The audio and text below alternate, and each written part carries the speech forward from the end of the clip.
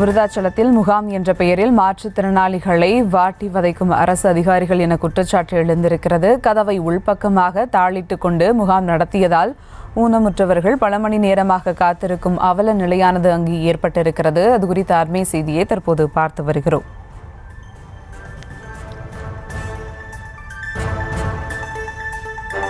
கடலூர் மாவட்டம் விருதாச்சலம் அருகே மேல்நிலைப் பள்ளியில் நடைபெறும் மாற்றுத்திறனாளிகளின் முகாம்களில் கதவை உள்பக்கமாக தாளிட்டுக் கொண்டு முகாம் நடத்தியதால் மாற்றுத்திறனாளிகள் பல மணி நேரமாக காத்திருக்கும் அவல நிலையானது அங்கு ஏற்பட்டிருக்கிறது.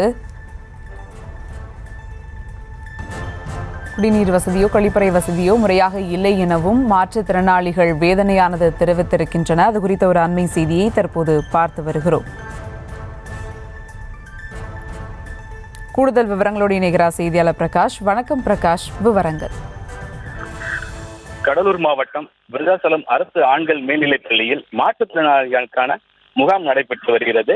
இங்கே திட்டக்குடி, விருதாச்சலம், நெய்வேலி உள்ளிட்ட பகுதிகளில் இருந்தும் 500க்கும் மேற்பட்ட மாற்றுத்திறனாளிகள் கலந்து கொண்டு தங்களுக்கான புதிய அடையாள அட்டை பெறுவதற்காக இங்கே வரவழைக்கப்பட்டு அவர்களை பரிசோதனை செய்து அவர்களுக்கு அடையாள அட்டை வழங்க முகாம் ஏற்பாடு செய்யப்பட்டுள்ளது.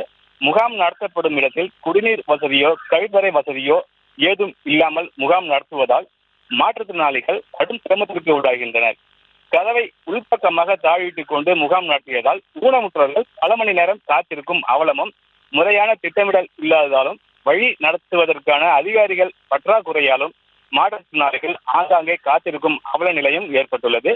குறிப்பாக அந்தந்த தாலுகாவிலிருந்து வரும் ஊனமுற்றோர்களுக்கு அவர்கள் பகுதியிலேயே முகாம் நடத்த வேண்டும் என கோரிக்கையும் வைத்தனர்.